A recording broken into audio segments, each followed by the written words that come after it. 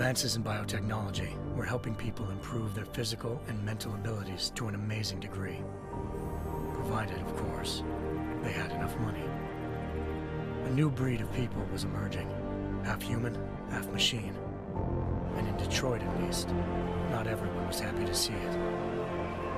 I'd just landed a job as head of security at SHAREf Industries, a cutting-edge biotech firm. David SHAREf himself handpicked me for the job. Said he needed me to keep his people safe. My ex, Megan Reed, was one of them. Brilliant neuroscientist, Megan had found a way to make augmentation safe and affordable for everyone. All she had to do was present her research to Congress. But the night before her big meeting, my security measures failed. A team of Black Op mercenaries stormed into SHAREf headquarters, massacring everyone in sight. 3 of the mercs were heavily augmented walking tanks. Their mission? Take out Megan and her team. I tried to stop them, but their leader tossed me through a plate glass wall. Last thing I heard as his bullets slammed into my brain was Megan's dying scream. I should have died with her. Only I didn't. High-end military-grade enhancements saved my life. The best augmentation SHAREf's money could buy. It took me half a year to get a feel for her. Should have taken longer. But 6 months into my recovery, SHAREf Industries was attacked again. This time, by a radical group of pro-human purists. Violent, militant, and fanatically opposed to human augmentation. They claimed to be members of Humanity Front, a non-profit organization that wanted the UN to limit biotechnology research. The thugs broke into SHAREf's factory and found machinists working overtime on a top-secret military augment called the Typhoon. SHAREf sent me to retrieve it, and when I did, I found one of the so-called purists next to it, wired with cerebral implants, trying to download its classified specs. Obviously, something more was going on. The AUG killed himself before I could question him. SHAREf ordered me to dig deeper, so with the help of Frank Pritchard, SHAREf's head of cybersecurity, I did. Turns out a second hacker had been controlling the AUG's actions from somewhere off-site. Pritchard and I tracked his signal to a secret FEMA internment camp in Detroit. The Black Op mercenaries were there. The same mercs who'd left me for dead 6 months before. Figured they'd try again when they saw me. Wasn't so easy for them this time. I took out the tank named Barrett, even got him to give me a new lead. A penthouse apartment in China. Of course, we both knew it would be a trap in the end.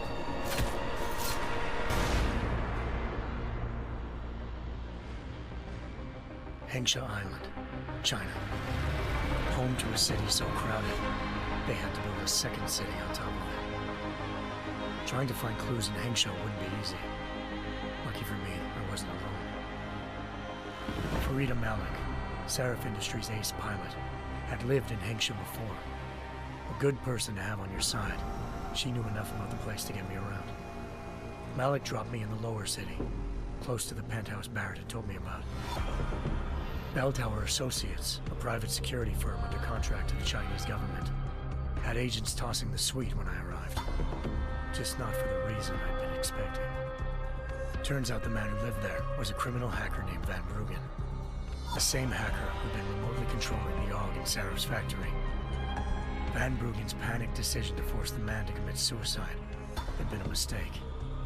Now his mercenary partners were gunning for him, and I needed to find him before they did. Locating Van Bruggen meant playing nice with the Triads, Hengsha's organized crime lords. They had the hacker holed up inside a low-rent capsule hotel. By the time I found him, Van Bruggen had no qualms giving up the woman who hired him. Zhao Yunru, president of the Taiyang Medical Corporation. According to Van Bruggen, Zhao wanted to monopolize the augmentation industry and had hired Black Op mercenaries to destabilize her competition. SHAREf Industries was at the top of her list. To prove this, I needed to get inside TYM and grab a surveillance hologram off a server. I suspected Van Bruggen was hiding something when he told me this. but nothing could have prepared me for what I saw. Megan wasn't dead. She and her 4 best researchers had been kidnapped, spirited away somewhere while their kidnappers made it look like they were dead. Desperate to learn more, I confronted Zhao in her penthouse. She claimed to be a pawn in a bigger plan, and hinted at a group so powerful it controlled global interests at a whim. Then she slipped into a panic room and hit the alarm, forcing me to make a very quick exit. I figured Zhao was lying, but part of her confession made sense. David Saref had been worried about his people. So worried, he'd required all of them to have subdermal locator devices surgically implanted. The GPOs would have been broadcasting the day of the attack. But Zhao said a single call to Picus, the world's leader in global 24-hour satellite news, had turned those signals off. I needed to fly to Picus headquarters in Montreal if I wanted to learn more.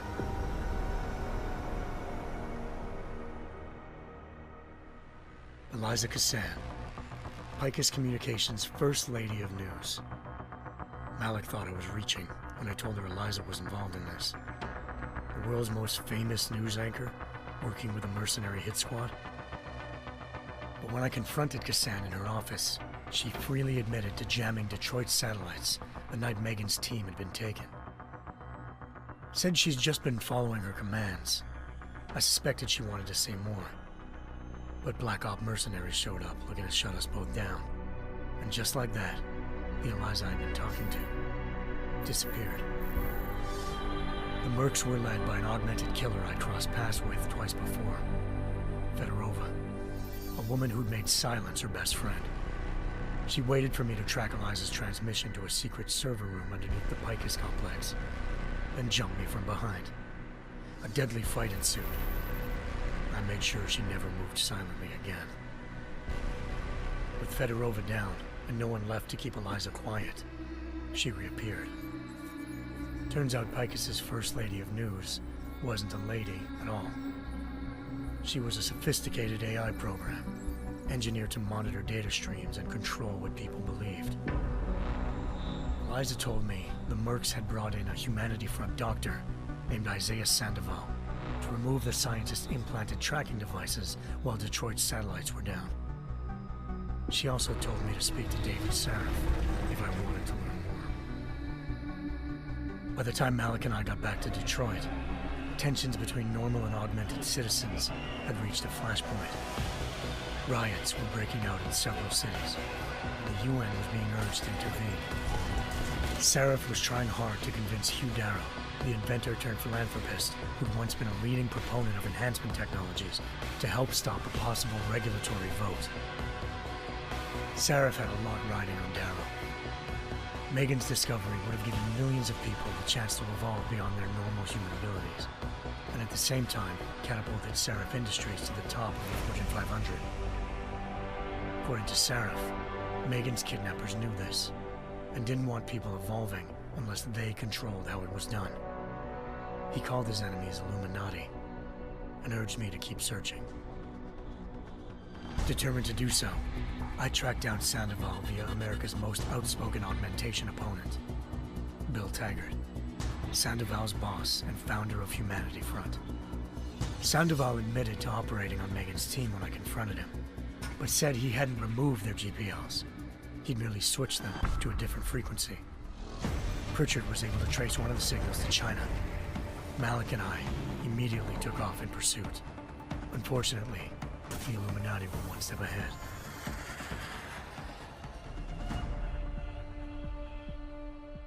Ambushed. Shot out of the sky by Bell Tower Associates, seconds after entering Hengsha's airspace. Malik's piloting skills saved me. After a tense and bitter struggle, I escaped into Lower Hengsha. The tracking signal I was following led straight to the Triads, or more specifically, to the augmented arm of Tong Si-hung, leader of a gang of augmentation harvesters. Tong said they'd taken the arm off a corpse, which Bell Tower had left at their door, meaning at least one of Saref's scientists was dead. Maybe not the rest of them, though. Tong pointed me to a port used for human trafficking and helped me slip aboard a bell tower ship. It was sailing to Rifleman Bank Station, a military base in the South China Sea. Bell Tower was holding kidnapped civilians as prisoners there, and using them to perfect the Chiron project, a human-computer interface that left most of its test subjects dead. My search for Megan would have ended then, if not for a mysterious ally named Quinn. In exchange for my help exposing Bell Tower, he slipped me aboard a second ship headed to Singapore, and an Illuminati-run biotech facility called Omega Ranch. 3 of SHAREf's scientists were there, forced by their captors to create a technology capable of remotely shutting down augmented abilities. Thanks to an emergency recall notice issued by the World Health Organization, millions of people all over the world already had the biochip installed. With the help of the scientists, I tracked Megan to a private section of the ranch. There, I ran into Yaron Namir, the walking tank who'd put a bullet in my brain the first time we met.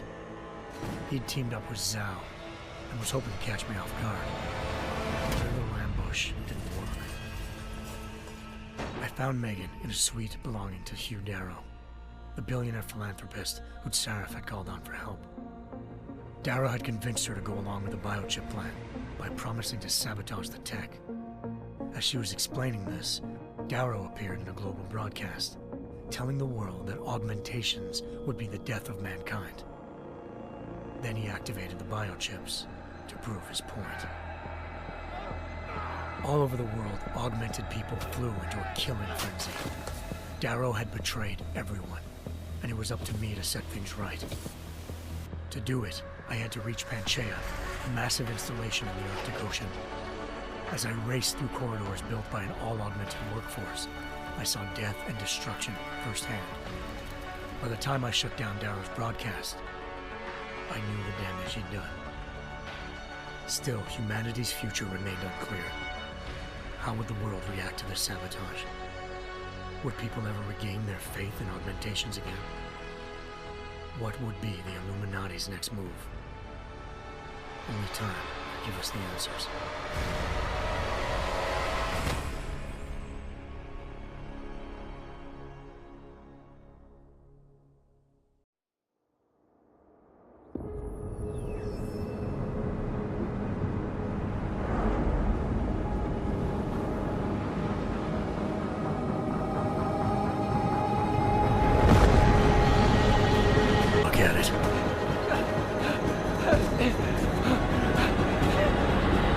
In yet another augmented terror attack, 251 passengers aboard Sister Airlines Flight 451 were killed when an augmented passenger broke into the plane's cockpit and ruthlessly butchered its flight crew.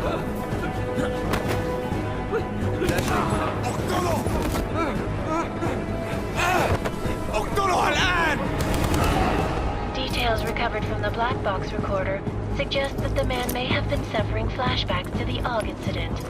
That horrible day 2 years ago when augmented people all over the world flew into a psychotic killing spree, causing the greatest loss of life in recent history. Sometimes, you just have to let go and embrace what you've become. Not gonna go all wonky on us now, Hansa, are ya?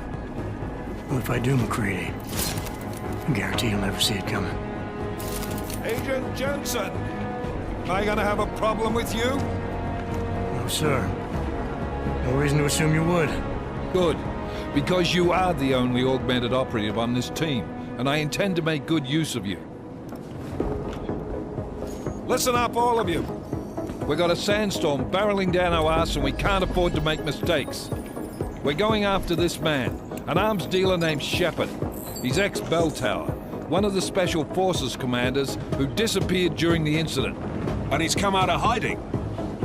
That cannot be good. It's not. He's selling weapons and military-grade augments to terrorists. This is Iran Singh, the undercover agent who lured Shepard out of his hole. Best you see Interpol's got. For 3 years he's worked hard to get in tight with the Jinn, an Iraqi smuggling cartel that's infected the Eastern Hemisphere like a plague. Last week, our arms dealer sent a message to the Jinn. offering to sell them a shitload of black market merchandise dirt cheap.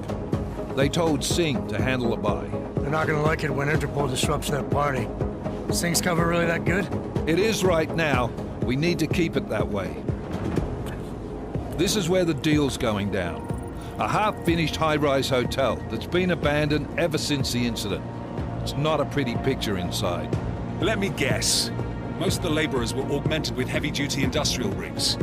So when the incident hit, and they all went schizo, things got gruesome real fast. And no one, except for some homeless junkies, have been inside the place ever since. So what's the plan, Director?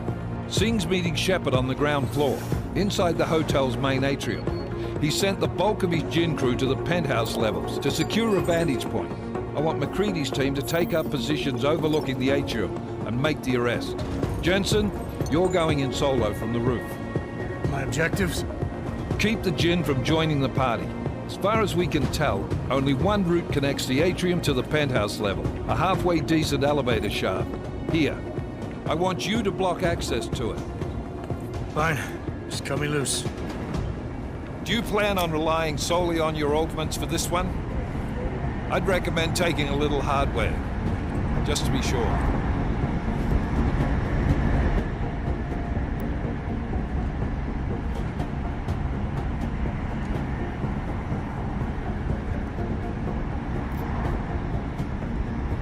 We've got a UC in there. Might be easier to maintain his cover if he's not the only one still breathing when this is done. Smart thinking. Yeah, but if anything does happen to him, you'll be telling his wife. After you get out of the hospital, of course. What about range? There's lots of wide spaces and high ceilings in there, but a number of tight and constrained rooms too. So it's a crapshoot, really.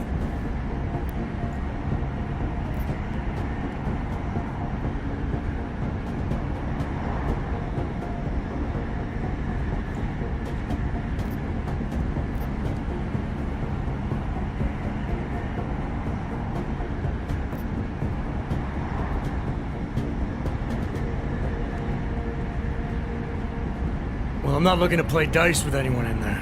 Give me something with distance. Your call. Less chance of being seen and compromising Singh that way. One last thing, Jensen. Singh said that Jin are using some sort of portable Wi-Fi device to boost communications. He's got a better chance of maintaining cover if you disable it. I'll keep an eye out for it. But aren't we on the clock here? You said there's a sandstorm moving in. There is, and we got the intel on this mission at the very last minute, so we're scrambling a little. If it comes to it, your number one priority is keeping the Jinn out of that atrium. Copy that. Time to put away your heavy thoughts, gentlemen. We're approaching the target building. You're up first, Jensen. Let's do this. Task Force Actual. This is Knife Leader. Engage Hush drives and descend to Angels 1-5.